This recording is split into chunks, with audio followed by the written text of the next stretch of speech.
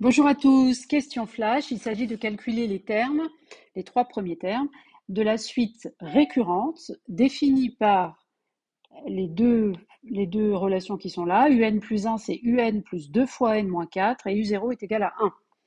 Alors, quelle est la difficulté ici et ce sur quoi il faut attirer son attention? Donc, il faut prendre 2 secondes pour bien regarder comment est fabriquée la formule.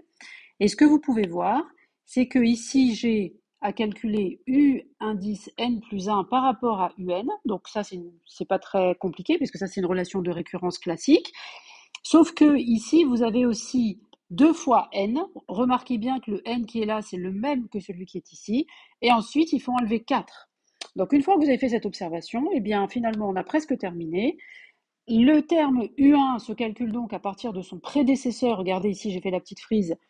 Le prédécesseur de UN plus 1, c'est UN, et donc le prédécesseur de U1, c'est U0.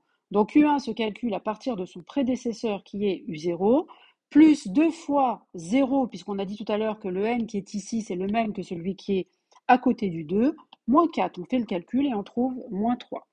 De la même manière, si je veux calculer U2, il se calcule à partir de son prédécesseur qui est U1, auquel je dois rajouter 2 fois 1. Comment je sais que c'est 1 qu'il faut ajouter? Parce que celui qui est à côté du 2, le numéro qui est à côté du 2, c'est le même que le numéro qui est en dessous de UN. Et du coup, j'enlève moins 4 et finalement, une fois que j'ai fait ce calcul, alors bien sûr, il faut remplacer U1 par sa valeur. U1, on l'a calculé juste avant et il est ici, il vaut moins 3, donc c'est lui que j'ai récupéré là. Et j'ai fait moins 3 plus 2 moins 4, ça me donne moins 5. Je fais la même chose pour U3 pour terminer. Pour calculer U3, je prends U2.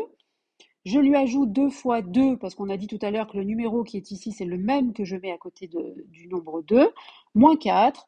U2 vaut moins 5 d'après le calcul précédent. Et finalement, je trouve que U3 est également égal à moins 5. Voilà, c'est terminé pour cette question flash. Je vous dis à très bientôt pour une prochaine vidéo. Au revoir.